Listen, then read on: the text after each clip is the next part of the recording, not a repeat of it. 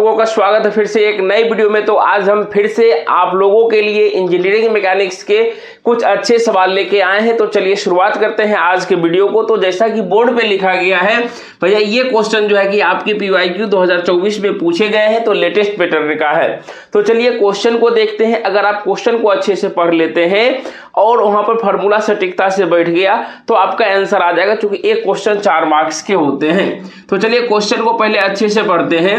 A body is projected, यानी देखिए जो है प्रोजेक्टेड आया at such an angle theta. कोई भी एक बॉडी है उसको क्या कर रहे हैं, प्रोजेक्ट कर रहे हैं किसी पर थीटा पे। दैट द हॉरिजॉन्टल रेंज, यहां से आपको बोला गया कि हॉरिजॉन्टल रेंज, इसका क्या दिया हुआ है, एक दिया हुआ है हॉरिजॉन्टल रेंज दिया हुआ है। बोला कि is 3 times the greatest height, यानी कि ग्रेटेस्ट हाइट का कितना है वह 3 टाइम है। Then tan theta is equal to, तब आपसे पूछा कि भैया tan थीटा का जो वैल्यू निकालिएगा तो किसके बराबर में होगा। तो ऑप्शन ए में दे रखा है 2/3, बी में दे रखा 1, सी में दे रखा 3/4 और डी में दे रखा है 4/3। तो यहाँ पर देखिए दो चीज है, यहाँ पे क्या है बेसिकली, एक देखिए हॉरिजॉन्टल रेंज है, तो इसको लिख लीजिए सर, हॉरिजॉन्टल रेंज के बारे में चर्चा किया है और हॉरिजॉन्टल रेंज को हम लोग R से डिनोट करते हैं।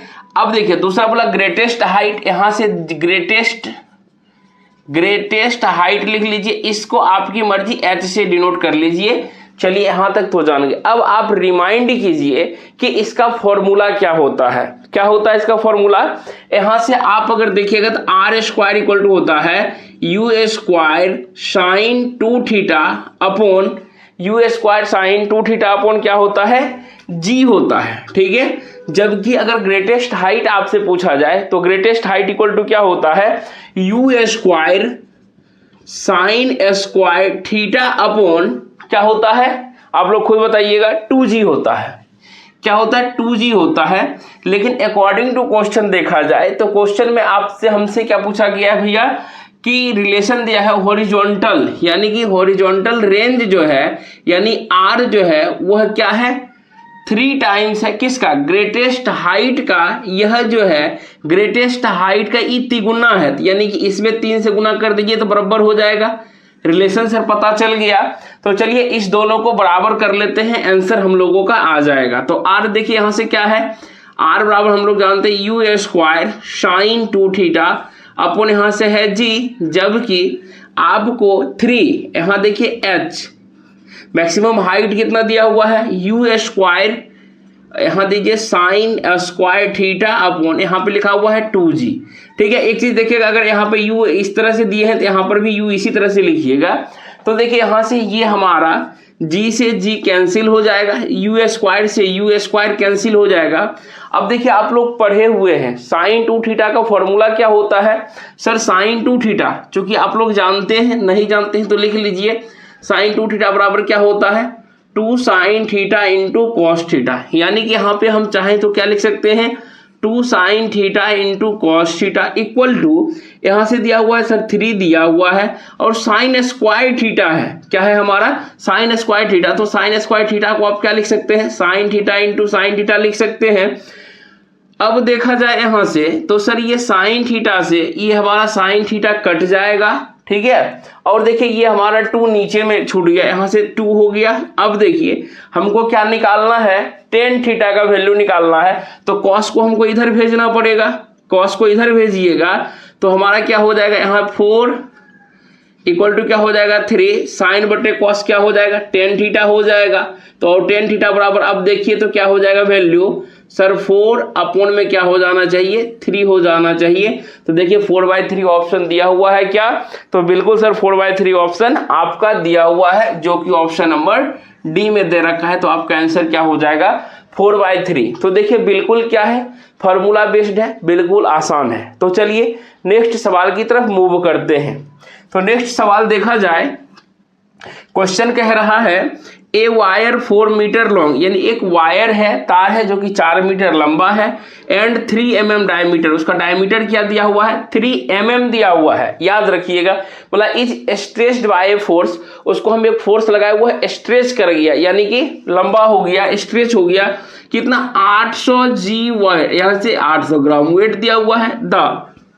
The extension in the length is, extension in the length यहाँ दिया हुआ बोला इज 1.5 mm, यानी कि जब वह स्ट्रेच हुआ तो फोर्स लगाए थे 800 ग्राम वेट का, तो वह स्ट्रेच जो हुआ वह कितना स्ट्रेच हो गया, वह 1.5 mm का हो गया। The energy stored in the wire, यानी कि इस वायर में जो एनर्जी स्टोर्ड हुआ है उसको आपको बताना है कि लगभग में कितना एनर्जी इसने स्टोर कर लिया है, जिसमें कि जहां की जी का वैल्यू बोला है आपको लेने के लिए 10 मीटर पर सेकेंड स्क्वायर। अगर नहीं बोलता तो हम लोग क्या लेते, जी का वैल्यू 9.8 मीटर पर सेकेंड स्क्वायर। ठीक है, ऑप्शन ए में दे रखा है 0.6 जूल, बी में दिया हुआ 6 जूल और सी में दिया हुआ 6 × 10⁻² जूल और डी में दे रखा है 6 × 10⁻³ जूल दे रखा है। तो अब इसको सॉल्व करने के लिए और आपसे ऑप्शन में देखिए सबका यूनिट क्या है, एसआई यूनिट में है। तो सबसे पहले आपको क्या ध्यान देना है, एग्जाम में जब भी आप क्वेश्चन को सॉल्व करेंगे तो सारा यूनिट क्या होना चाहिए, अगर एसआई यूनिट में नहीं दिया हुआ है तो उसको एसआई यूनिट में कन्वर्ट जरूर कर लीजिए। ठीक है, क्वेश्चन को अच्छे से पढ़ लिया तो सर इसमें जो हमको सॉल्यूशन जो करेंगे कैसे करेंगे, इसमें से ध्यान देना वाली बात है क्या कि अब देखिए क्या क्या क्वेश्चन बोला कि हमको एनर्जी स्टोर, देखिए कोई भी वायर में जो है कि यहाँ से पोटेंशियल एनर्जी स्टोर होगा। क्या एनर्जी स्टोर होगा, पोटेंशियल एनर्जी, और पोटेंशियल एनर्जी को हम लोग लगभग यू से डिनोट करते हैं, कोई भी दिक्कत वाली बात नहीं है सर। यहाँ पर एनर्जी स्टोर पोटेंशियल एनर्जी। अब देखिए क्वेश्चन में क्या है, एक फोर्स लगा, एक यहाँ पर ये फोर्स अप्लाई हुआ है और देखिए कि कोई एक बॉडी है वह स्ट्रेच कर गया, स्ट्रेच मतलब क्या हुआ, उसकी लंबाई में चेंज हो गया। तो यहाँ पे चर्चा है स्ट्रेन का, क्या चर्चा है, फोर्स लग रहा है वो फोर्स हमारा क्या हो जाएगा, स्ट्रेस हो जाएगा, क्योंकि 90 डिग्री ऐसे स्ट्रेस, यानी कि यहाँ से जो है एनर्जी स्टोर होगा उसका आप फॉर्मूला लिख सकते हैं हाफ इंटू क्या लिखिएगा, स्ट्रेस हो जाएगा। अब देखिए उसके बाद क्या हो जाएगा, स्ट्रेन हो जाएगा, स्ट्रेस स्ट्रेन हो जाएगा। अब देखिए कि क्या होता है, यहाँ पर हमारा क्या होता है, वॉल्यूम होता है। ये क्या होता है, इसका फॉर्मूला वॉल्यूम होता है।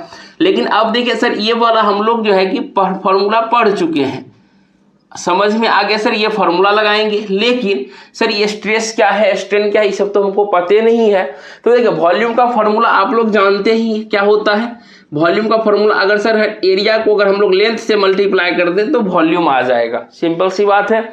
उसके बाद देखिए स्ट्रेन, स्ट्रेन क्या होता है, change in length upon original length, यानी कि ओरिजिनल लेंथ में जैसे माने इसका क्या होगा 1 mm होगा, लेकिन जब स्ट्रेच किए तो 1.5 mm हो गया, ज्यादा हो गया, वही बोला change in length upon original length. ठीक है, अब देखिए ये चीज लिख दिए। अब आगे देखिए स्ट्रेस का फॉर्मूला क्या होता है, इसका फॉर्मूला होता है फोर्स अपॉन एरिया होता है। ठीक है, अब अगर इसको हम लोग इस तरह से लिखे तो सर हाफ इंटू क्या लिख सकते हैं, फोर्स अपॉन एरिया इंटू यहाँ से हो जाएगा del L upon L into यहाँ से क्या हो जाएगा एरिया। एरिया को हम लोग ए से डिनोट कर लेते हैं, कोई भी दिक्कत नहीं है, यहाँ से ए हो गया, अब गुना हमारा लेंथ हो गया। ठीक है, ए एल। ठीक है, अब देखिए सर एरिया से ये वाला एरिया कैंसिल, एल से ये एल कैंसिल। तो अगर हम लोग फाइनली अगर फॉर्मूला देखा जाए तो क्या हो जाएगा, half into F into del L, यानी कि हम कह सकते हैं कि अगर हमसे अगर सर अब मानिए इतना लिखना जरूरी है क्या, नहीं लिखना जरूरत है। ठीक है, अब आप डायरेक्टली जान गए, अगर ऐसा सवाल आता है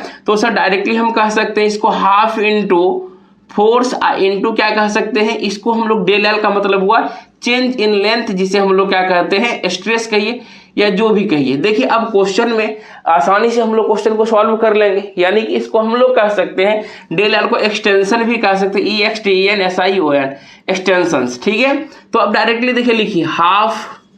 अब देखिए फोर्स ये जो है कि देखिए फोर्स क्या है भैया 800 ग्राम वेट है, ध्यान दीजिएगा 800 जी वेट है। तो इसको हम लोग क्या करेंगे, सबसे पहले एसआई यूनिट में कन्वर्ट करेंगे, ग्राम को केजी में कन्वर्ट करने के लिए क्या होगा 1000 से डिवाइड करेंगे। और ये बताइए यहाँ पर जब भी m क्या होता है, फोर्स इक्वल टू क्या होता है भैया मास ma होता है, लेकिन यहाँ पर क्या हो जाएगा g, यानी कि चूंकि क्या दिया हुआ है देखिए यहाँ से g का वैल्यू क्वेश्चन में दिया हुआ है, तो a इक्वल टू जी, यहाँ से g का वैल्यू क्या बोला भैया 10 लेने के लिए, ये 0 से 0 कैंसिल करते हैं। देखिए हाफ इंटू एफ का वैल्यू कितना हो गया था, एफ का वैल्यू यहाँ से 8 आ गया था, इंटू चेंज इन लेंथ कितना है 1.5 था, इसको हम लोग क्या किए थे 1000 मीटर, यहाँ से 4 0 हो गया। अब देखिए 4 0 हो गया था, ये कट गया था 2 4 जा 8, यहाँ से हो जाएगा 15 चौकी 60 बटे कितना हो गया था 1 2 3 4, ये 0 से ये 0 कैंसिल कट गया, तो 6 बटे देखिए कि 1000 आ गया था, यानी कि 0.006 कह सकते हैं। ऐसा तो ऑप्शन में नहीं दिया हुआ है, लेकिन आप चाहें तो इसे क्या लिख सकते हैं, 6 × 10⁻³ जूल लिख सकते हैं, जो कि हमारा ऑप्शन नंबर डी में दे रखा है। देखिए थोड़ा सा कैलकुलेशन मिस्टेक हो गया तो ऑप्शन नंबर हमारा सी आ रहा था, ठीक है। जो ही कैलकुलेशन हम लोग का सही हुआ तो हमारा ऑप्शन नंबर डी सही है। यही होता है, कैलकुलेशन मिस्टेक होता है।